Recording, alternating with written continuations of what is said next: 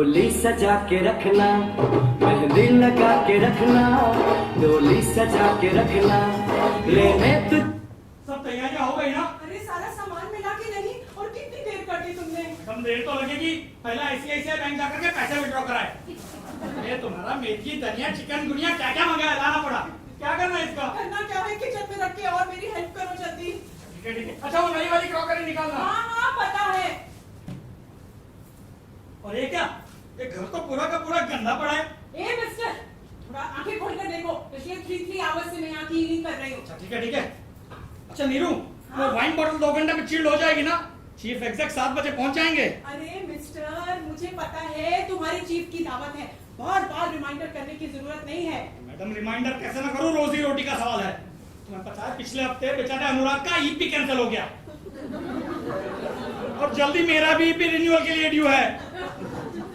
अगर चीफ खुश हो गए ना तो हम यहाँ परमानेंट भी हो सकते हैं। अनुराग पाजी का ईपी कैंसिल हो गया? हाँ ना। हाय रब्बा, मुझे नहीं जाना इंडिया वापस, और मेरी तो सारी फ्रेंड्स फॉरेन कंट्री में हैं, और वो चिंकी है ना, वो तो मौके ढूंढती है मुझे नीचा दिखाने के।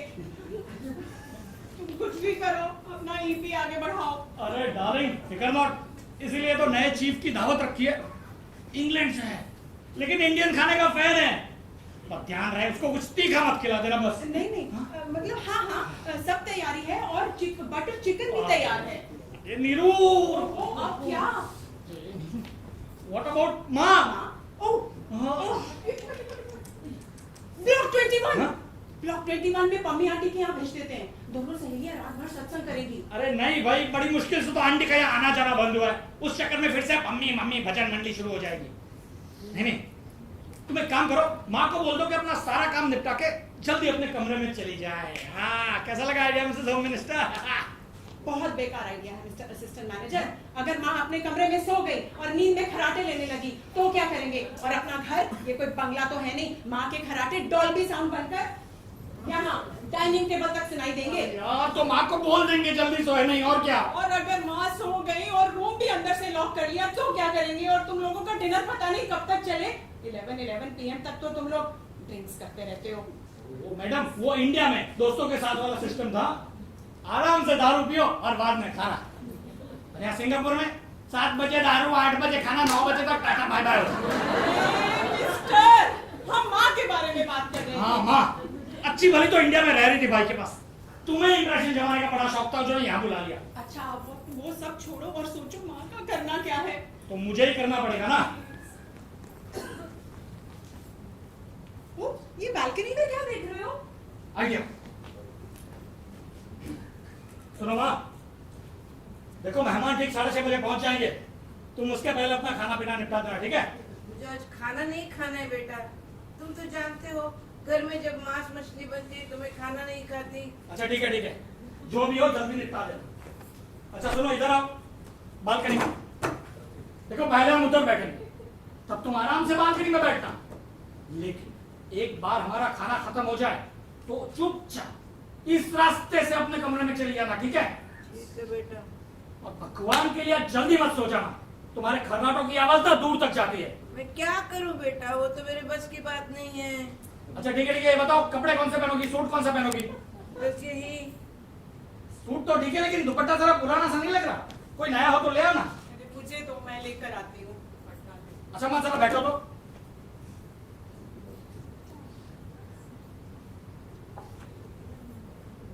अरे ठीक सा, जब देखो देहाती की तरफ ठीक से बैठो। हाँ ये बढ़िया। अच्छा माँ जरा इधर देखो, अच्छा ऊपर देखो जरा। अरे इतना भी ऊपर नहीं माँ। अरे तुम घड़ी की तरफ देखो, तुम्हारे चीफ आते होंगे, मैं तो जा रही हूँ तैयार होने। हाँ मुझे पता है। अच्छा माँ सुनो, अगर चीफ पूछ कुछ आप पहुंचे और कुछ पूछ बैठे तो ठीक से जवाब देना, रोज की तरह मैं क्या गुमसुम जवाब मत दूं बेटा, मैं क्या जवाब दूं, मैं तो अनपढ़ हूँ। अरे माँ मुस्कुरा के कुछ भी बोलते रहना, काम हो जाएगा।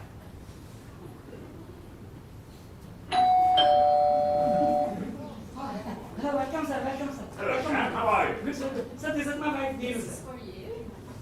Hello, sir.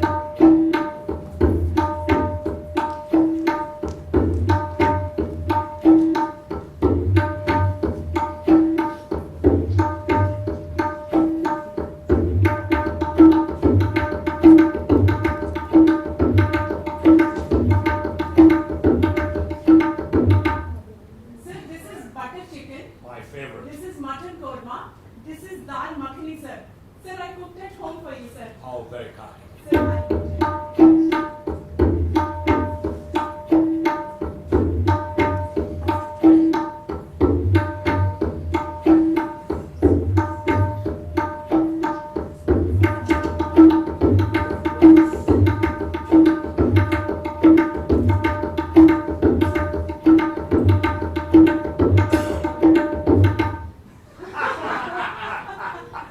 Never trust a woman, yeah? You got very good sense of humor, sir. Don't I know?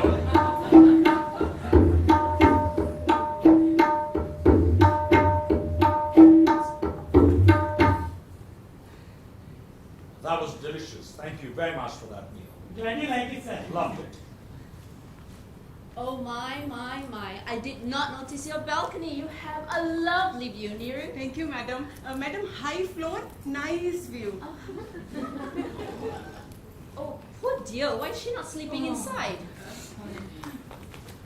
ओ माँ, अरे माँ यहाँ क्यों सो गई? अंदर जाके सो जाओ ना, अंदर जाके। Hello, I'm Richard. माँ हाथ मिलाओ माँ।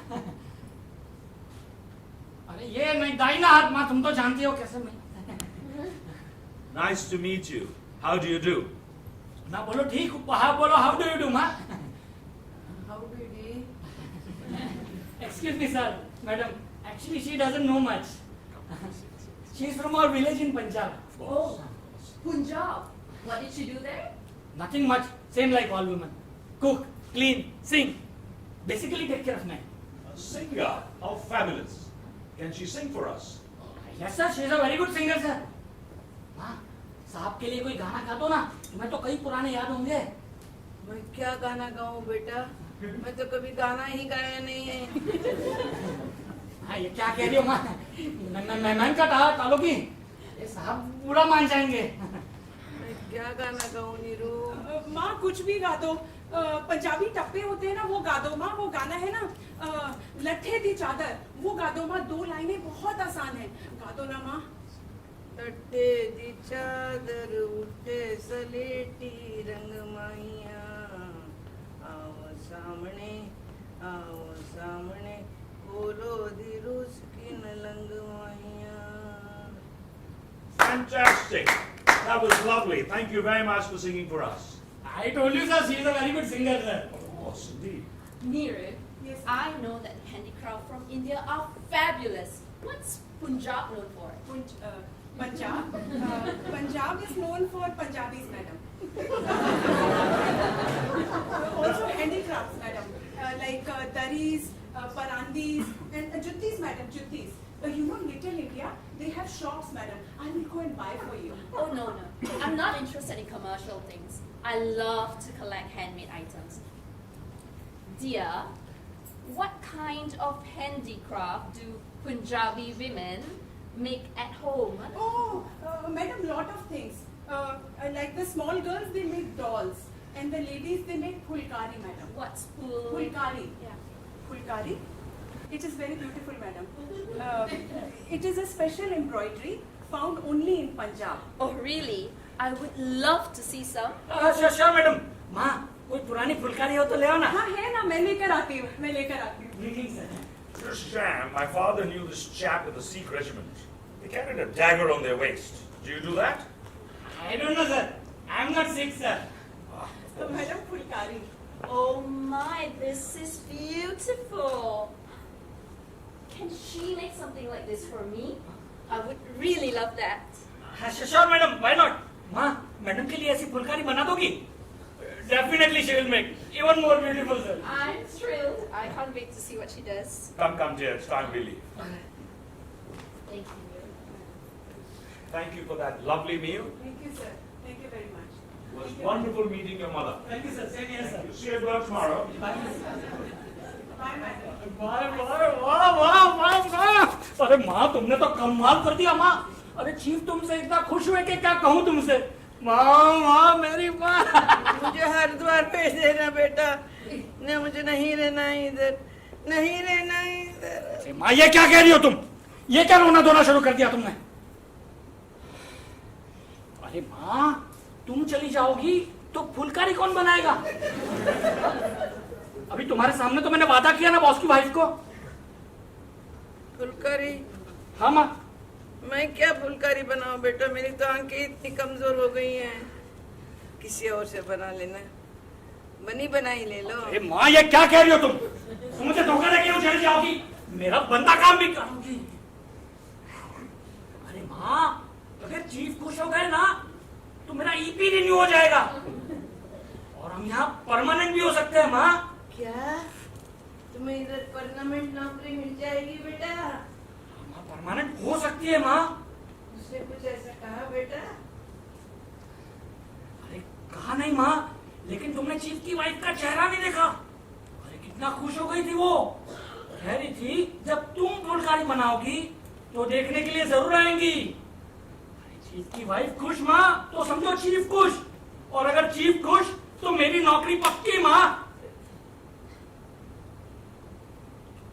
तो मैं तेरी फुलकारी जरूर बनाऊंगी बेटा, जरूर बनाऊंगी। कैसे भी हो वैसे बना के दूंगी।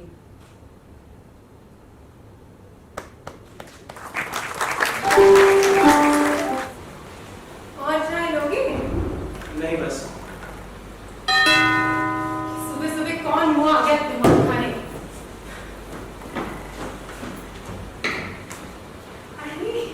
अरे अभिषेक बाबू।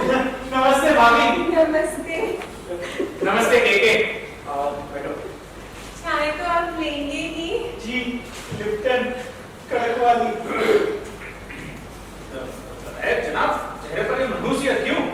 अरे इसमें गांव से दद्दा का फोन आया था, उनका बेटा बिल्लू है ना लापता हो गया है। हैं? कहाँ से लापता हुआ? अरे बताता कौन, इतनी मुश्किल से तो बात समझ में आई। मुझे हुक्म हुआ है कि यही रहो, वो कभी भी आ सकते हैं। वैसे ये बिल्लू के अपने पिताजी से बनती कैसे है? बनती तो ठीक ही है, पर दद्दा का मिजाज तो आप जानते ही हैं। जब गुस्सा आ जाए तो बच्चा बूढ़ा कुछ नहीं देखते। रूठ कर निकल गया होगा कहीं, तब घूम फिर कर लौट आएगा, चिंता की कोई बात नहीं। लगता है दम तो आ गए। अरे दद्दा, राम दद्दा, इस समय कैसे आ गया? इस समय तो किसी गाड़ी का टाइम ही नहीं है। मेरे सरकारी जी बहुत आवाज जाते हैं। बिल्लू का कुछ पता चला दद्दा? कहाँ चला? मिल भर जाई, हम मार मार के तो कच्चू में बनेंगे। वैसे दद्दा बिल्लू तो बड़ा समझदार लड़का है, उसने ऐसा क्या कर दिया? तूने ये कर दिया अभिषेक बाबू, उसने हमारे पूरे घर का नाम डुबो दिया। नहीं ऐसा क्या किया? क्या उसने कोई चोरी की? वाह अभिषेक बाबू, हमारा लड़का चोरी करेगा? उसका कमी है क्या चीज की? तो फिर किसी को मारा पीटा, फिर फौजदारी की, किसी को कत्ल कर दिया? अरे नहीं, अपने हाथ से फौजदारी क्यों करेगा? अपन जमींदारी में 50 को लेकर काहे पर? अरे तो फिर ऐसा उसने किया क्या? उनका मिल भर जाए, हम मारे मार का हाल बेहाल कर देंगे। दद्दा पर इतना गुस्सा क्यों? बिल्लू से ना समझ बच्चा है। कहा तो किसने कहा? वो ना समझ बच्चा है? अरे टोंगा मोहल्ले की लड़की भगाने को बच्चा है? टोंगा मोहल्ले की लड़की? वो बिंदा प्रसाद मास्टर की लड़की रीटा तो नहीं? वो सब जाने लगे, क्या किसने कहा? नहीं दद्दा जी, अंदाज से कह दिया। वो बिल्लू वहाँ अंग्रेजी पढ़ने जाता था ना। बुरा हो अंग्रेजी का, पूरे देश का सत्यानाश कर दिया। वैसे दद्दा मैं तो समझा था बिल्लू ने न जाने क्या कर दिया, यहाँ तो और ही बात निकली। चलो बड़ी चिंता मिटी। वाह अभिषेक बाबू, कुपुत्र कुल के नाम पर करा लिख लगाएगा वाह, और आप कहते हो चिंता मिटी? मेरी बात का गलत मतलब न निकालिए भाई साहब, चिंता है पर दूसरे प्रकार की। ऐसी समस्या है जो सुलझाई जा सकती है। बतावत तो हो नहीं, समस्या समस्या करो तुम है। आप तुम लोग बड़े भी बड़े और वैसे बड़े आइडिया वाले लोग क्यों तुम? अच्छा ठीक है, केस मेरा रहा, मुझ पर छोड़ दीजिए, लेकिन कुछ जानकारी चाहिए मुझे भाई साहब। कैसन जानकारी? ये बिल्लू के पास पैसे कितने थे? ज्यादा नहीं होंगे, सिगरेट पीने लगा है, उसका जेब खर्च बंद कर दिया। उसके पास कोई स्कूटर मोटरसाइकिल? अरे साइकिल हूँ नहीं, कोई घड़ी अंगूठी कैमरा? अरे नहीं अभिषेक बाबू, लड़कियों को शौक नहीं सिखाने के हम सब खिलाफ हैं। धन्यवाद, मेरी पूछताछ खत्म हुई। अरे पर करिए होगा, समस्या सुलझी कैसे? करिए का पता तो लगे। दद्दा ये सब इन पे छोड़ दीजिए, सुलझी को सुलझाना, सुलझी को उलझाना इनके बाएं हाथ रखिए। आप सुबह से निकले हुए थक गए होंगे, आइए रिफ्रेश कीजिए, आइए। अभिषेक बाबू, आज तो आप डबल एजेंट बन गए। जी भाभी, वैसे भाभी ये रीटा लड़की कैसी है? आप मिली है कभी? एक बार देखा था, गांव में कोई मेला वेला था, किसी स्टॉल में बिल्लू के साथ उसकी भी ड्यूटी थी। बिल्लू साहब उस समय 11वीं कक्षा में थे, तब से चल रहा है ये सब। तब तो बड़ा सीरियस मामला है। वैसे दत्ता के बारे में आपका क्या ख्याल है? मैं समझता हूँ कुछ दिन जीते रहेंगे, फिर नहीं जाएंगे शायद। अरे नहीं, दत्ता को आप जानते नहीं, उस दिन के पक्के और विचारों के कट्टर थे। अगर बिल्लू ने रीटा से शादी कर ली तो समझ लीजिए उसका घर द्वार जमीन जायदाद परिवार सब हमेशा के लिए छूट जाएगा। ऐसा तो नहीं होना चाहिए, कुछ उपाय सोचना पड़ेगा। तो देखता हूँ मास्टर साहब के काम पर लग गए हैं। अरे मैंने तो मिस्ट्री सॉल्व भी कर ली। क्या था मिस्ट्री सॉल्व करती? बिल्लू कहाँ है? It is very simple my dear Watson. एक लड़का 12 पंक्ति के छोटे गांव से अपनी प्रेस के साथ भाग निकलता है तो वो पहले कहाँ जाएगा? कहाँ जाएगा? यहाँ का दर्शन और कहाँ? और आगे जाने के लिए उसके पास पैसे भी नहीं है तो वो पहले कहाँ पहुंचेगा? कहाँ पहुंचेगा? अरे यहाँ पहुंचेगा अपने शहरी चाचा के पास, और कहाँ? खोलिए दरवाजा। अरे बिल्लू, इस समय कहाँ से आ रहे हैं? चाचा जी गाड़ी से आ रहे हैं चाचा जी। अच्छा, वहाँ पर सब ठीक तो है? सब ठीक तो है, लेकिन बाबूजी की हालत बहुत खराब है। अच्छा, क्या हुआ दादा को? गुर्दे की तकलीफ बता रहे हैं, शायद वही अस्पताल में भर्ती करवाना पड़े। पूरे 5,000 रुपए लूंगा जी। अच्छा, और बिल्लू मास्टर, ये डंडा और झोला पहचानते हो? लेकिन फिर हमसे पहले कैसे पहुंच गए? क्योंकि तुम्हें तो भैया जी रेल की राह देखनी पड़ी, उन्हें तो आती हुई कोई सरकारी जीप मिल गई। अब बता झूठे, क्यों मांगा था 5,000 रुपए? क्यों पूछते हो चाचा जी? बाबू ने आपको सब बता दिया होगा। हाँ, सब बता दिया, इतनी बड़ी तारीफ कर रहे थे। देखो बिल्लू, समय कम है, सच्ची बात हमें बता दो, जहां तक हो सकेगा तुम्हारी मदद करेंगे। वैसे लड़की कहाँ है? बाहर खड़ी है, उसे अंदर ले आओ। अरे नहीं, बाबूजी के सामने वे गुस्से में होंगे, न जाने क्या कर बैठेंगे। जम के तेरी पिटाई करेंगे और क्या करेंगे? मुझे पता है ना, आपने छड़े में बांध लेंगे। चाचा जी देखिए, हमने कोई बदमाशी नहीं की। All is fair in love and वार। अरे जाओ यार, आए बड़े लक्ष्य वाले एक लड़की को लेकर भाग आइए, ये शरीफ लोगों का काम है। देखिए, हम लड़की लेकर भाग रहे हैं, छोड़ कर नहीं, बड़ा फर्क है। वाह, क्या आदर्श वाली युवक है, इसकी मदद करनी पड़ेगी। तो कर दो मदद, दे दो से बम्बई जाने के लिए 5,000 रुपए। अरे बिल्लू आ गया। इसे पिटवाएंगी क्या? देखो बिल्लू, समय कम है, जाओ और रीटा को यहाँ ले आओ। ले आयो? अरे हाँ भाई, बेसाथ होगी तो दत्ता तुम पर हम नहीं उठाएंगे। ये सब तो ठीक है चाचा जी, हमारा चाहे कुछ भी हो जाए, हमारी रीटा का पान नहीं होना चाहिए। वाह, क्या आदर्श वाली युवक है, अपनी चाहे जान चल जाए तो प्रेस का पान भी पाकर लेना चाहिए। वाह, अरे बहू, आई दत्ता। ये बिजली की चमक थी, थोड़ी ही देर में कड़ाका सुनाई देगा। ये रीटा होगी। अरे बिल्लू, तुम इधर छुपो, आप रीटा को छुपाओ, मैं दत्ता को उठा के रखती हूँ। आप कौन? जिलाबाद से आए हैं। आपका नाम? जिलाबाद से आए हैं। अच्छा, कैसे तकलीफ की? तकलीफ तो बहुत है, अब बवासीर, पेचिश, बदहजमी। लगता है रीटा के पिताजी अटक गए इलाहाबाद से। जिंदा प्रसाद। अरे बाप रे बाप, अगर दत्ता ने देख लिया तो पता नहीं कहां से दबा देंगे।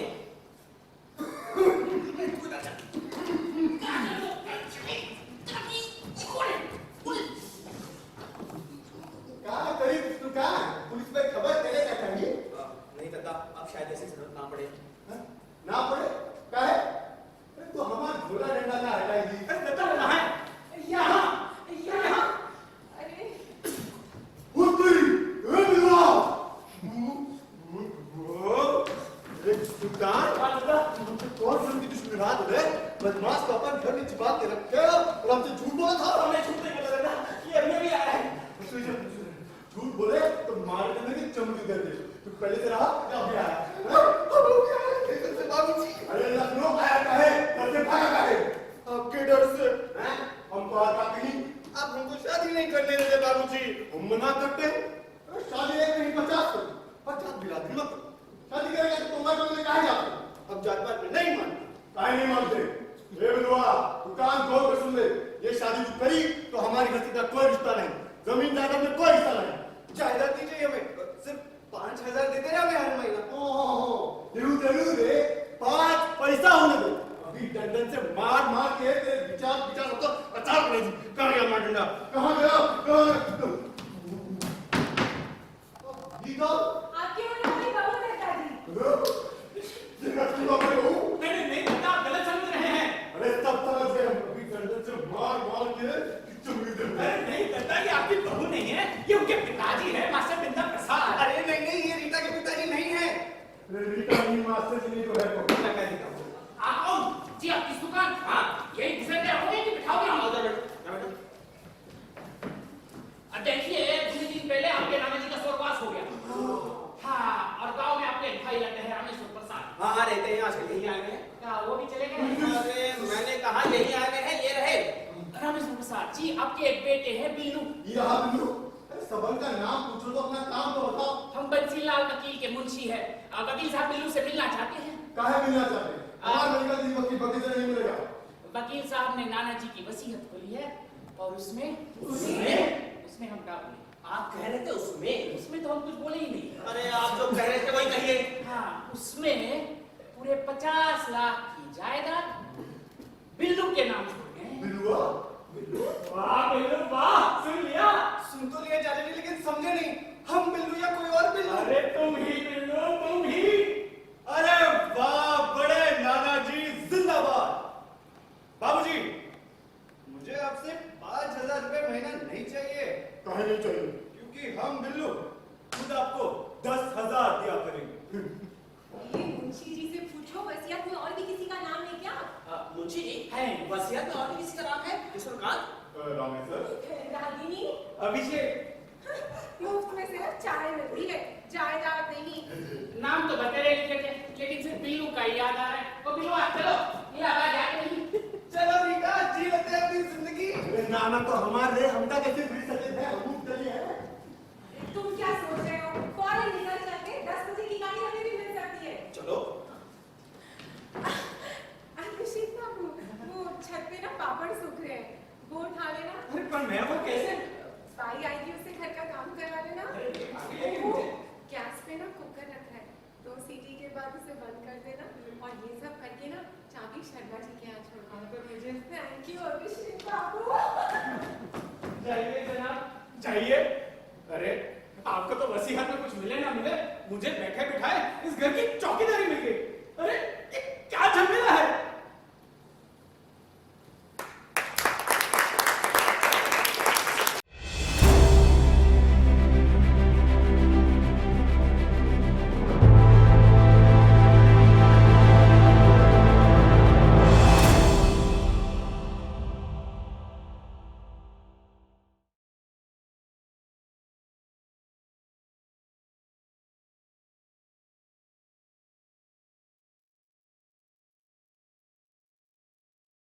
There's an area of plastic trash the size of France in the North Pacific Ocean. An application has been made to the United Nations for it to become a country. And that's exciting because ever since I heard Katy Perry's lyric, "Did you ever feel like a plastic bag drifting through the wind, wanting to start again?" I've longed to float away, and now I can. So I'm going to the plastic pelago to become a citizen of this country with a half-life of forever. Nothing can ravage the plastic pelago. Plastic is immune to disease, to ants, to fashion. I'm going with a pile of debris, which is the official currency. I'll build me a Tupperware castle, storm-proof and airtight. I'll have plastic bed sheets and bath curtains. I'll wear plastic shirts and soft plastic for underwear. I'll wear plastic shoes and watch plastic memories. I'll even eat fish that have pieces of plastic in them. Because I am a contributing citizen to the plastic pelago, I'll never use the same piece of plastic twice. To help build my plastic account, every piece of plastic I float into the ocean is postmarked for the North Pacific. Anyhow, more than 8 million tons of plastic goes into the ocean every year. So there'll be more plastic than fish by 2050. Hooray! Nature helps out too, of course. Dead whales wash up on acrylic beaches, stomachs full of plastic bags, seagulls crash onto fields of mineral water bottles tangled up in cable ties. Some days I imagine the oceans are sheets of corrugated plastic gently undulating, having achieved ultimate convergence through the act of some welding god, and all the fish are banging their heads underneath, gasping for air, then slowly succumbing to the taste of plastic, breaking through the surface like a new religion, an ecstasy that keeps them coming back for more. So nothing biodegradable, please. I am building a plastic colony of single-use unrecyclables. All those sustainable paper tigers won't get to me. Their roars pulped to silence by the hills and valleys of polypropylene furniture filled with plasticated citizens. The plastic pelago is growing. All this debris is indestructible. And thank God my vinyl collection is made entirely of PVC, which is, you guessed it, plastic. So I've packed my plastic bags and raised my plastic cup to toast this country of discovered things. It feels like the days of Alexander the Great, except we are double bagging continents and trapping icebergs in moisture-waking lycra. Will we ever stop? Maybe we won't. Maybe one day we'll wake up and the sky is cling wrap, the clouds are polyester, and a giant black albatross is coming for us all. Its plastic beak shining in the sun.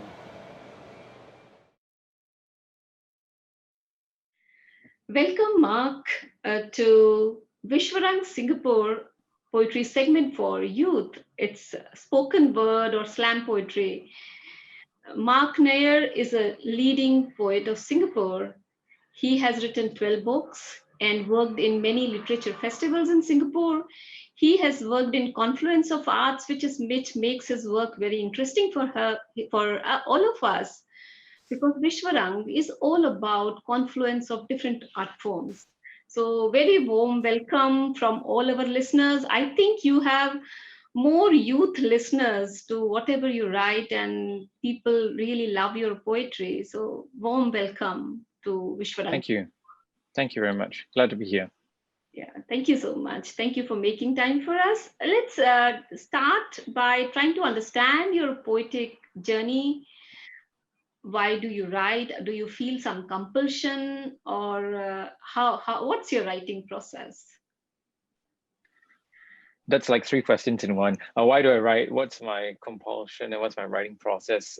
So very briefly, I would say that I write because I have an itch to scratch, and poetry is my way of scratching that itch, whether it's reading about something ridiculous on the news or responding to a social injustice in Singapore, or just trying to see the funny side of life in terms of perhaps everyday life when I walk around or take transport and see things, and then I respond to it. So poetry is my palette in which I discover the world.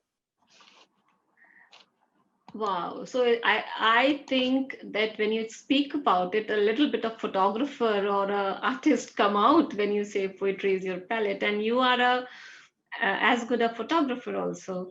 So tell me, I remember meeting you nearly 12 to 13 years ago in slam poetry sessions in Blue Jazz Cafe. So why did you start with slam and spoken word? Is it a form of activism, or trying to be away from the cliches and write what you really want rather than what people expect of you? I started in spoken word and poetry slam because I think it was, well, chance. It was almost an accident that I came across as a poetry slam event, and when I was in university, and I didn't really have any poems that were written for slam, but I had a couple of poems that I thought were quite funny and slightly humorous, and I thought maybe they would work.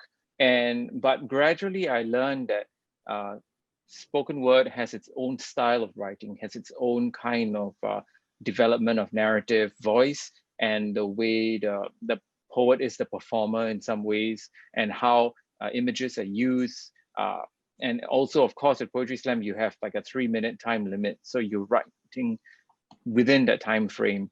I think in terms of content, you can't escape cliches wherever you write. Cliches are unfortunately part of the vocabulary of too many poets who don't do the hard work of writing and searching for original imagery. So people always, return back to very basic things that they know. But the content generally of spoken word in the US actually there's a lot of, and you can easily see this on YouTube if you look at spoken word videos, that they focus on social issues, they focus on race, they focus on responding to politics.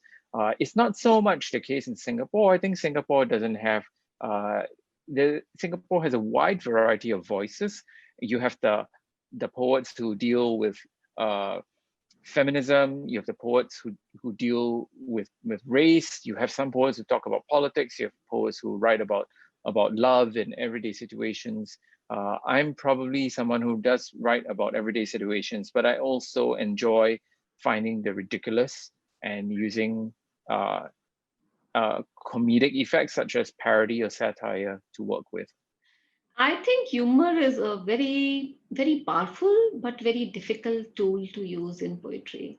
So how much do you think the rhyming and expression and the voice performance is a part of spoken word form of poetry? And since you write books also and you do spoken word, so how much is rhyming part of your narrative, your scheme? Well, actually, this is very interesting because rhyme is something that it's not often used. Like a formal rhyme scheme is not something that you would see in, let's say, spoken word from the UK and the US. They would use rhyme as an internal form of structure to create a sense of rhythm and perhaps pace a narrative or to reinforce an image. And I think that's largely the case in my own writing. I don't write within a formal rhyme structure unless I am doing that deliberately. So for example, I'm writing a sonnet, but that would be more for something I would publish. But what I've noticed is that a lot of Indian poets who come to Slam tend to use rhyme in a very formalistic fashion. So I can only imagine that their education of poetry involved a lot of rhyme. Yes, and because I think the music, Sangeet and Geet, actually, songs are a big part of our culture, and I would say what we have imbibed through our childhood. So we do, I would say, as a Geetkar, I do tend to rhyme a lot, and it becomes easier. But then I think in slam poetry, you can't be just doing a poem that needs a lot of, introspection. You have to write something which appeals to the listener then and there. You can't do a slam poetry which needs a lot of understanding, and people need to listen to it 3-4 times to really get the gist of it. And that could be the difference between what we write and what we narrate on a stage. Yes, of course, the audience only has one chance, right? And they don't have the text to read. So you have to find a way. And it's often not just in the use of rhyme, but it's the cadence, the tone, the pace, the volume. These are all factors that come into play when presenting a spoken word piece. Yeah, I also really caught on to the word imagery because as a poet, it means a lot to me, creating new imagery, and that actually needs how do you create new imagery in Singapore, for example? The life is so well structured here. How do you create, I would say, non-mundane or very innovative things from mundane? Oh, I am trying to think of something off the top of my head.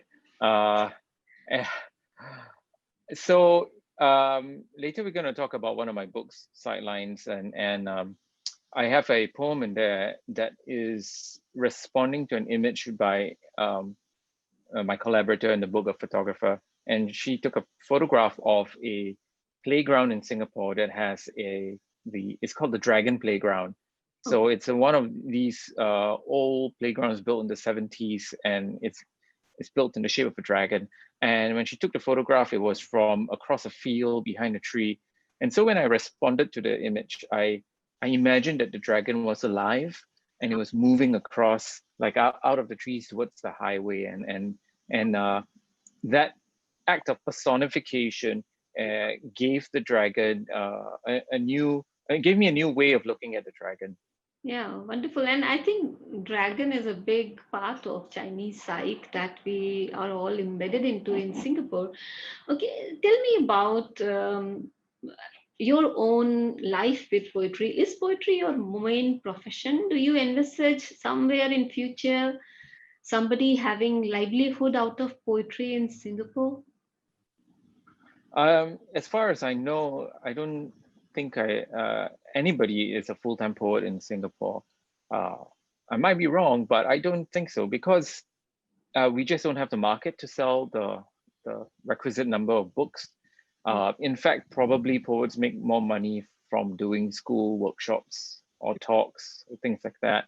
But still, I think most people have day jobs, because poetry is a very tiny segment of the market, and local poetry even more so.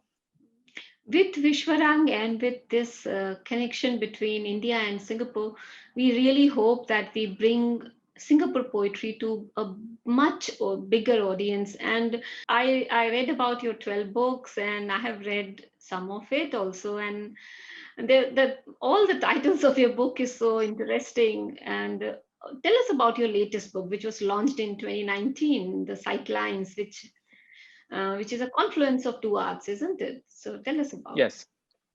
So this is the thing. Yeah, narrative poem. Okay, so anyway, Sidelines is a collaboration with Tay Sen Wei, who's a film photographer. So she shot 36 images on film, and I responded to them with 36 poems, and 36 is a number of exposures in a roll of film. Yeah. And it is images the book begins and ends in Singapore, but then it goes all throughout the world. And it's called Sightlines because we wanted to develop multiple ways of looking at a subject. So the poems don't have a fixed form. Some are shaped poems, concrete poetry. Some are haiku. Some have rhyme. Some are written, just in free verse. And I wanted the images to lead to kind of inform the way I would approach the poem. So I'm going to read one poem. It's called Anatomy of Lives Foretold. And this is a poem that was taken in a Muay Thai studio in Siem Reap, Cambodia. But what's interesting about the image is that it's actually a series of portraits, a couple of portraits of a couple, first when they were younger, and then after that when they were older. And on the wall behind them is like pictures of a glamour model in like pulled out from a magazine and pasted on the wall. So I imagine that maybe the woman in the portraits was that model. And so this is a haiku series of 5 haikus that kind of respond and describe the images. So, Anatomy of Lives Foretold. When they first dated, she never wore makeup. How happy they were. Then the glamour, then the beauty shop, lovers like last year's fashion. Magazines carried her eyes looking all directions but his own. This was just business. This was a game. Then she fell in love. Years after, they sit, eyes straight, looking through the lens to the end.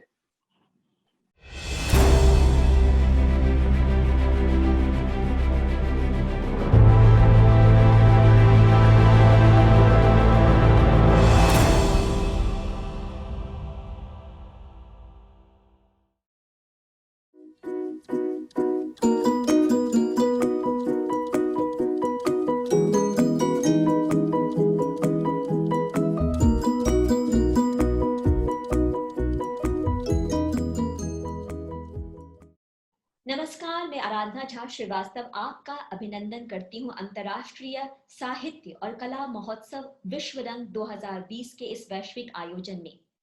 आज Singapore से प्रकाशित हुई किताब half filter coffee के लेखक श्री गौरव उपाध्याय जी से हम आपकी मुलाकात कराने जा रहे हैं। गौरव उपाध्याय जी के पहले काव्य संकलन हाफ फिल्टर कॉफी का औपचारिक विमोचन इस साल जनवरी महीने में हुआ। ये इनकी 30 मौलिक कविताओं का संकलन है जो अलग अलग विषयों पर लिखी गई है।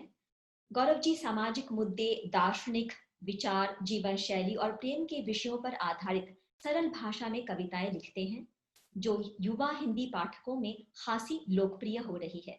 और अपनी किताब की बदौलत गौरव जी ने सोशल मीडिया में अपनी एक अलग पहचान बना ली है। गौरव जी पिछले 5 सालों से सिंगापुर में रह रहे हैं और एक बहुराष्ट्रीय कंपनी में टेक्नोलॉजी प्रोफेशनल के रूप में कार्यरत हैं। तो गौरव जी, आपको बहुत बहुत बधाई हो आपकी किताब के प्रकाशन के लिए। नमस्कार और बहुत बहुत धन्यवाद आराधना जी।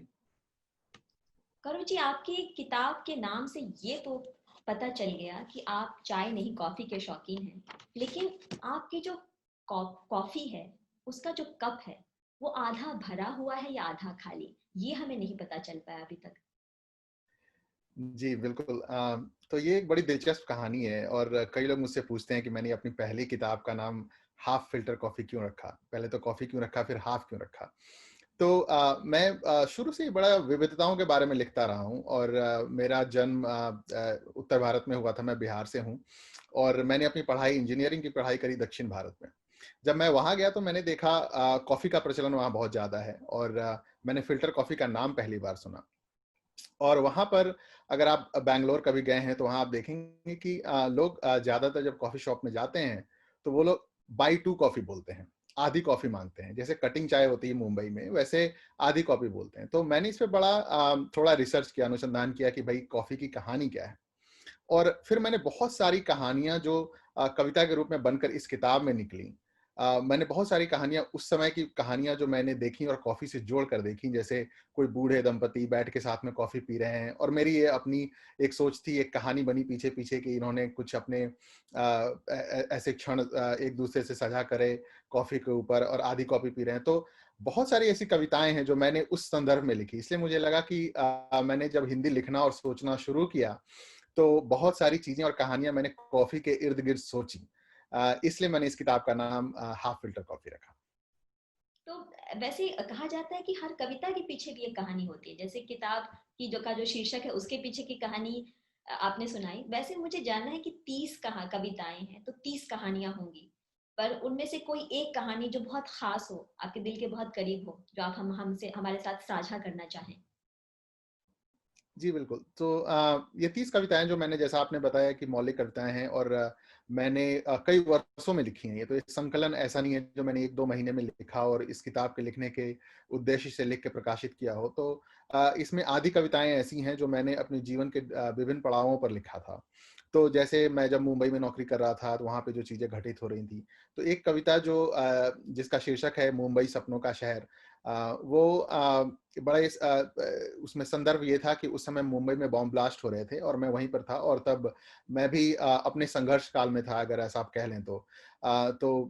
कैसे मुंबई में रहना, जीना सीखना वहाँ पर, और फिर मैंने कैसे देखा, जो लोग कहते हैं ना मुंबई कभी सोती नहीं, मुंबई जागती रहती है, और जैसे बॉम्ब ब्लास्ट भी हो गया और फिर से अगले दिन सब कुछ सामान्य हो गया।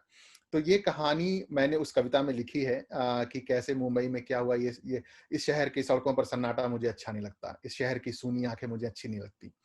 तो वो संदर्भ वहां से निकल कर आया और ये कविता बहुत मेरे दिल के करीब है। मैंने बहुत अपने मुंबई में जानने वाले लोगों से ये चीज साझा करी और इसी तरह से अनेक कविताएं इस 30 कविताओं के संकलन में ऐसी हैं जो काफी संदर्भ से जुड़ी हुई हैं और मेरे जीवन के विभिन्न पड़ावों पर पिछले 15-16 सालों की जो यात्रा रही है, चाहे वो मैं मुंबई में था या चाहे सिंगापुर आया, और कई चीजों को मिलाकर मैंने उस तरह से लिखा है। तो मैं कह सकता हूँ कि बहुत ही दिल से जुड़ी बहुत पुरानी जो चीजें चली आ रही थी जीवन में, उसको मैंने एक तरह से संकलन के रूप में निकाला। जीवन वृत्तांत तो नहीं कह सकता, लेकिन बहुत सारी कविताएं हैं जो सच हैं इस संकलन में। जैसे 30 कविताएं तो आपने लिखी हैं और कहते हैं कि हर कविता जो है कवि के लिए बहुत प्रिय होती है और चुनना बड़ा मुश्किल होता है, लेकिन फिर भी कोई एक कविता जो आपको लगे ये मेरे दिल के बहुत करीब है, वो कौन सी कविता है जो आप चुनना चाहेंगे इन 30 कविताओं के संकलन में? जी, एक जो कविता लिखी जो आजकल जो विषय चल रहे हैं, जहाँ पर सामाजिक मुद्दे चल रहे हैं, एक मानसिक अवसाद का विषय बहुत गंभीर है और इसमें लोगों की अलग-अलग सोच है, अलग-अलग तरीके की चीज़ें निकल कर सामने आ रही हैं। तो मैं काफ़ी जुड़ा हुआ हूँ इस चीज़ों से, इन चीज़ों से, क्योंकि मुझे भी कभी ऐसा लगा था कि मैं मेरे जीवन में भी एक ऐसा कुछ 1 साल या कुछ ऐसा समय था, जहाँ मुझे लगा कि हाँ, मुझे भी कुछ इस तरह की डिप्रेशन बोलें, आप जो भी बोलें, और मैंने उस चीज़ से कई चीज़ों को सामने से महसूस किया और 1-2 दोस्तों को भी जानता हूँ। तो मैंने एक कविता उसमें लिखी, डिप्रेशन एक सच, जिसमें वो ये लिखा हुआ है कि कैसे ये ज़रूरी है कि आप सबसे पहले तो स्वीकार करना ज़रूरी है कि मानसिक अवसाद एक बीमारी है, इसका इलाज हो सकता है और कैसे आप अगर आपके किसी दोस्त को, आपके किसी निकट जानने वाले को डिप्रेशन से कोई गुज़र रहा है, मानसिक अवसाद से गुज़र रहा है, तो उसके साथ आपको कैसे व्यवहार करना चाहिए। मेरी आत्मा से संवाद कर सकते हो तो करो, बिना पूछे सवाल अगर साथ रह सकते हो तो रहो, मेरी डायरी के पन्नों में कुछ बोलियां रखी हैं, जो बातें मैंने लिख के रखी हैं, मेरे तकिए के सिराहने कुछ गोलियां रखी हैं, इन सबको तुम्हें अपनाना होगा, मुझे नहीं तुम्हें खुद को समझाना होगा। जो व्यक्ति मानसिक अवसाद से गुजर रहा है, उसको लोग कहते हैं कि भाई समझो तुम्हारे दिमाग में दिक्कत है या तुम्हारे दिमाग की बातें हैं सिर्फ, तो मुझे नहीं तुम्हें खुद को समझाना होगा, सच्चाई पर पड़ा पर्दा मेरा दम घोंट देगा, इस पर्दे को हटाकर मेरी डॉक्टर की पर्ची जो कहती है उसे सुनो, उस पर साफ साफ लिखा है क्लिनिकल डिप्रेशन। तो जो व्यक्ति गुजर रहा है डिप्रेशन से, उसकी बस ये ख्वाहिश रहती है कि अगला उसको समझे, स्वीकार करे और उसको नाम दे, कहे कि हाँ भाई तुम इस अवस्था से गुजर रहे हो और इसमें तुम्हें मेरे साथ की जरूरत है। बहुत जरूरी विषय पर लिखी गई कविता है और हम अक्सर इसे बीमारी कहना ही भी नहीं चाहते हैं और लोग स्वीकारना भी नहीं चाहते हैं। और आपने कहा कि आपको बहुत सारे व्यक्तिगत संदेश भी आए इस विषय पर। उसी विषय पर मेरा प्रश्न अगला ये है कि कई प्रतिक्रियाएं आपको मिली होंगी अब तक पाठकों की ओर से, अलग अलग माध्यमों के माध्यम से, सोशल मीडिया पे या फिर आपको व्यक्तिगत संदेश पे। हर प्रतिक्रिया बहुत खास होती है, लेकिन कुछ प्रतिक्रियाएं ऐसी होती है जो आपके दिल और दिमाग पे बहुत गहरा असर छोड़ती है। तो ऐसी कौन सी प्रतिक्रियाएं हैं जो आपको लगा कि इसने मेरे जीवन की आप सोचने की एक दिशा बदल दी हो?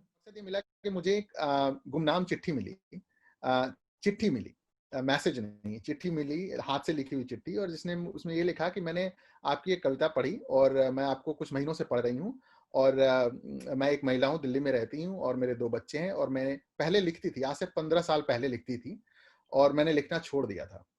और आपको देखकर और आप जिस तरह से सोचते हैं, मुझे लगा कि जिंदगी को सोचने का और लिखना जरूरी है। तो उन्होंने 4 लाइनें लिखी थी और वो लिख के मुझे भेजी, जो मैंने अभी भी रखी हुई है। तो मुझे लगा कि अगर आप सामाजिक किसी मुद्दे पर काम करना चाहते हैं तो भाषा और लिखना भी एक बहुत बड़ा माध्यम हो सकता है। किसी एक आदमी को अगर आप इतने अंदर तक छू सकते हैं कि वो अपने पिछले 15 साल की दबी हुई किसी ख्वाहिश को फिर से जीना चाहता है, तो मुझे लगता है कि सोशल मीडिया एक सशक्त माध्यम है जहां से आप लिखकर लोगों तक पहुंच सकते हैं और बदलाव ला सकते हैं। बहुत बहुत सही कहा आपने। हम अक्सर पूछते हैं किसी से आप लिखते क्यों हो, और ये सवाल हर लेखक, हर कवि से पूछा जाता है कि क्यों लिख रहे हो, वजह क्या है। आपने वो वजह बता दी कि जाहिर बात है कि हमारी लेखनी भले ही हमें एक आत्मसंतुष्टि तो देती है, अभिव्यक्ति तो देती ही है, लेकिन कई बार कई लोगों की जिंदगी बदल भी देती है। तो ये बहुत जरूरी है। और हम आपसे ये अगला सवाल यही जानना चाहेंगे कि आगे और क्या लिखने की, किसी नई किताब की या किसी एक नए काव्य संकलन की योजना है आपकी, उसके बारे में हमें बताएं। जी, मैं ज्यादातर अभी कविताएं लिखता हूं, लेकिन एक कहानी संग्रह लिखने का मुझे बड़ा मन है और मैंने थोड़ा काम करना इस पे शुरू किया है और थोड़ा जीवन वृत्तांत जैसा होगा, लेकिन मैं एक छोटे शहर की लड़के की कहानी लिखना चाहता हूं, क्योंकि निसंदेह मेरी भी कहानी ऐसी रही है। तो उसमें बहुत सारे पड़ाव हैं और मुझे लगता है कि मैं एक कहानी का प्लॉट कुछ ऐसा सोच रहा हूं जो इस तरह का हो कि कैसे कोई एक छोटे शहर से बाहर निकलता है और फिर जीवन के एक पड़ाव पर आकर उसको ये लगता है कि अब मुझे वापस क्या देना है, मुझे वापस क्या करना है, वापस कैसे लौटना है। तो बहुत शुरुआती काम कर रहा हूँ अभी, लेकिन मूलतः ये है कि अगला जो प्रयास होगा वो एक कहानी संग्रह होगा और शायद इसी थीम के ऊपर होगा। बहुत बहुत शुभकामनाएं हमारी ओर से, और हमें प्रतीक्षा रहेगी आपके अगले किताब की। तो हमसे बातें करने के लिए, किताब के संदर्भ में इतनी सारी बातें बताने के लिए आपका बहुत बहुत शुक्रिया। जी धन्यवाद। शुक्रिया बहुत बहुत इस बात करने के लिए और निमंत्रण के लिए, और मेरा सौभाग्य है कि मैं विश्व रंग के इस मंच पे अपनी किताब के बारे में साझा कर सकता हूँ। धन्यवाद आराधना जी। धन्यवाद। विश्व रंग के आयोजनकर्ताओं को और इस मंच को बहुत ढेर सारी शुभकामनाएं देना चाहता हूं कि अंतर्राष्ट्रीय स्तर पर इस तरह से भाषा के विकास के लिए आप लोग काम कर रहे हैं। बहुत बहुत धन्यवाद आपका फिर से।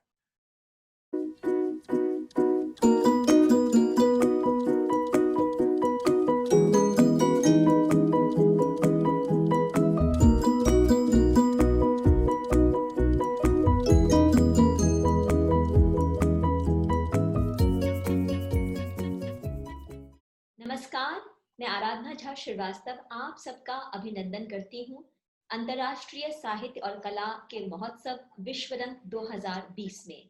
आज सिंगापुर से प्रकाशित एक काव्य संकलन मेरी अनुभूतियां के लेखक श्री शांति प्रकाश उपाध्याय जी से मैं आपकी मुलाकात कराने जा रही हूँ। शांति प्रकाश जी, आपका बहुत बहुत स्वागत है। नमस्ते आराधना जी, आपने मुझे यहाँ पे बुलाया, बहुत बहुत धन्यवाद आपको। Shanti Prakash Upadhyay ji Singapore government technology agency में सीनियर प्रोजेक्ट मैनेजर के रूप में कार्यरत हैं और फ्रांसीसी खेल पेतांक में इन्होंने 2015 में साउथ ईस्ट एशियन गेम्स में सिंगापुर का प्रतिनिधित्व भी किया था। इसके अलावा उन्होंने नेशनल गेम्स, स्पोर्ट डिक्शन इंटरनेशनल और कई रीजनल टूर्नामेंट्स में कई पदक भी हासिल किए हैं इस खेल में। शांति प्रकाश जी को बचपन से ही अलग अलग विषयों पर कविताएं लिखने का शौक था और लिखने की प्रेरणा वो अपने पिताजी श्री काशीराम उपाध्याय जी को मानते हैं। और काशीराम उपाध्याय जी जो इनके पिताजी हैं वो इस काव्य संकलन मेरी अनुभूतियां के सह लेखक भी हैं और इस दृष्टि से ये किताब बहुत खास है क्योंकि ये एक पिता पुत्र की काव्यात्मक यात्रा का पहला साझा पड़ाव माना जा सकता है। और 2004 में जब शांति प्रकाश उपाध्याय जी के पिताजी सिंगापुर आए थे इनसे मिलने के लिए, तभी इस किताब की रूपरेखा तैयार की गई थी। तो मेरा सबसे पहला सवाल यही है कि इतना लंबा अंतराल क्यों 16 वर्ष लगे इस किताब को प्रकाशित होने में? थैंक यू आराधना जी, आपने इतना अच्छा चित्रण दिया मेरे जीवन के बारे में। और आपका यह प्रश्न कि मैंने यह किताब 2004 में सोची थी अपने पिताजी के साथ, लेकिन ये आते आते 2020 हो गया। उसके पीछे बहुत बड़े कारण हैं। जब आदमी अपनी नई जिंदगी किसी दूसरी कंट्री में, किसी दूसरे देश में शुरू करता है तो उसके लिए उसे बड़ी सारी जद्दोजहद के थ्रू जाना पड़ता है। तो उस जद्दोजहद में हम लोग पड़े हुए थे और धीमे धीमे अपनी लाइफ को संवारते हुए, कभी कभी कुछ कविताएं लिखते हुए जिंदगी को आगे बढ़ा रहे थे। और मौका तब मिला जब जाके कोविड ने हम लोग को एक घर में कैद कर दिया। तो हम लोग ज्यादा से ज्यादा पिताजी से बात करते थे क्योंकि उनकी उम्र 87 साल है और उन्होंने ये बात पूछी कि कब वो किताब रिलीज होगी। तो उस दौरान हम लोग को काफी टाइम मिला एक साथ, मेरी पत्नी और मुझे। तो हम लोगों ने सोचा कि इस समय का सदुपयोग करते हैं और उस प्रेरणा से हम लोगों ने किताब को पब्लिश करने के लिए कुछ प्रयत्न किए और भगवान श्री कृष्ण की कृपा से हमें जोरबा जैसा पब्लिकेशन भी मिल गया और तुरंत हम लोगों ने स्क्रिप्ट और सारी डिटेल्स भेजी और इस तरह किताब पब्लिश हो गई। जी, इस किताब में 5 खंड हैं, उसमें जो कविताएं हैं जिसमें वेदना है, संदेश है, भक्ति है, सहज और प्रेम है। इन 5 खंड की कविताओं में से ऐसी कौन सी कविता है जो आपके दिल के सबसे ज्यादा करीब है और उस कविता का एक अंश हम आपके मुंह से सुनना चाहते हैं? किसी भी प्रकार के इंसिडेंट के कारण कभी कभी आपके मन में वो कौतूहल जागता है कि उसके बारे में लिखें, उसके बारे में लोगों को बताएं। और किसी को बताने के लिए कविता से अच्छा माध्यम मैं नहीं समझता होगा कोई, क्योंकि उसमें सारे आपके भाव समावेश हो जाते हैं और इसके कारण ही कविताएं जन्म लेती हैं। तो मैं आपको एक कविता सुनाना चाहता हूं जो मैंने अपने बैचलर्स टाइम में लिखी थी, अपने माता पिता के लिए ही लिखी थी। उसको मैं आपको सुनाना चाहता हूँ। और उस कविता का नाम मैंने कभी नहीं रखा था, क्योंकि मेरी पत्नी जब मुझे मिली तो उस कविता का नाम मैंने अमिता रख दिया। उनका नाम अमिता है क्योंकि वो माता पिता के लिए थी और इन्होंने किताब के लिए भी बड़ा संघर्ष किया। उन्होंने सारी किताब को कंप्यूटरकृत किया, तो उसके कारण मैंने उस कविता का नाम भी अमिता रखा, क्योंकि उन्होंने बहुत बड़ा सहयोग दिया मुझे इस कविता की किताब को लिखने के लिए। तो मैं आपको सुनाता हूँ। स्वागत है। पलकें हैं भीगी, भीगा समा, आंसू से भीगा है ये क्यों जहां, पलकों में नींदें आती नहीं, रातें यूं शर्माती भाती नहीं, रो रहा हूं मगर ओ तेरी याद में, हंसता हूं तो यूं ही हो तेरे ख्वाब में, चांद तारे सजा दूं तेरी राह में, दीप जलते रहेंगे आकाश में, गुथे मोती अगर टूटते हैं कभी, चांद तारे से ये सब क्यों लगते नहीं,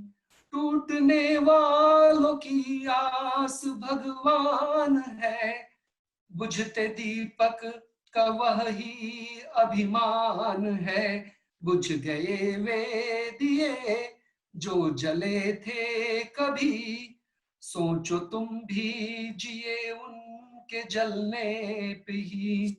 बहुत बहुत सुंदर कविता, और जितनी सुंदर कविता है उतना ही सुंदर आपने इसको गाया भी है। तो बहुत और इस कविता मतलब इस काव्य संकलन में आप एक पिता पुत्र और एक पत्नी, इतने सारे समीकरण एक साथ जुड़ गए हैं। तो ये निश्चित तौर पे ये काव्य संकलन बहुत विशेष होगा आपकी जिंदगी के लिए, क्योंकि रिश्तों की एक पूंजी है इसमें समाई हुई।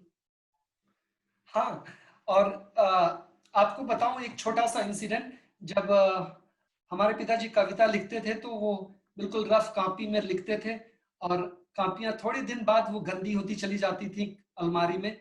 तो हमारी बहन नीलम ने ये इनिशिएटिव लिया कि उन्होंने कहा कि मैं इसको फिर से लिखूंगी। वो इंग्लिश की छात्रा थी, लेकिन उन्हें हिंदी बहुत पसंद थी, तो पिताजी से इंग्लिश की कविताओं को लेके जाती थी और पिताजी उसको बिल्कुल हिंदी में कविता के रूप में उनको बता देते थे। तो उन्होंने क्या किया कि पिताजी की सारी कविताओं को हिंदी में दोबारा लिखा, और उस दोबारा लिपि को जिस तरह लिखा वो आज हमारे लिए काफी अच्छी रही, क्योंकि जब हम लोग टाइप कर रहे थे ये सब चीजें, हमारी पत्नी जब टाइप कर रही थी तो हम बार बार अपनी बहन को याद कर रहे थे कि अगर उन्होंने नहीं लिखा होता तो शायद ये कविताओं का सही अर्थ कहीं कहीं पे शब्द टूट गए होते और हमें बहुत ही दिक्कत होती, क्योंकि हमारे पिताजी अब वो कविताओं को पढ़ नहीं सकते। वो सारी कविताएं या तो हम बताना पड़ता है या बार बार उनको समझाना पड़ता है, तब जाके उन्हें पता लगती है। तो मैं आपसे एक अनुरोध करूंगी कि आप अपनी इस काव्य संकलन में से अपने पिताजी की कोई एक कविता जो आपको बहुत पसंद हो, हालांकि सभी कविताएं बहुत पसंद आती हैं, लेकिन कोई एक कविता का अंश हमें सुनाइए। थी भीड़ खड़ी देखती मुझे, प्रांगण था भरा चिकित्सालय का, थी भीड़ खड़ी देखती मुझे, प्रांगण था भरा चिकित्सालय का, सूख गए मेरे आंसू थे, तुम विहीन मेरा आलय था, अब कैसे जाए जिया, तूने विदा लिया। पंचभूत सब विघटन पाकर, पंचभूत में मिले हैं जाकर, मिलकर जो साकार किए थे, निरंकार होते विगलाकर, प्राणों से प्राण लिया, तूने विदा लिया। जो कण मिले वायु में जाकर, उनसे अपना प्राण सजाऊं, जो कण मिले नीर में जाकर, उनसे अपना जलज खिलाऊं। सभी को अपना मान लिया, तूने विदा लिया। जो कण मिले भूमि में जाकर, वे मेरे आधार मीत हैं, जो कण मिले भूमि में जाकर, वे मेरे आधार मीत हैं, जो कण मिले गगन में जाकर, वो मेरे ध्वनिभूत गीत हैं। विरहा नल घूंट लिया, तूने विदा लिया, तूने विदा लिया। और हमसे बात करने के लिए और किताब के बारे में हमें इतना कुछ बताने के लिए, अपनी सुंदर कविताएं सुनाने के लिए आपका बहुत बहुत आभार शांति प्रकाश जी। धन्यवाद आराधना जी।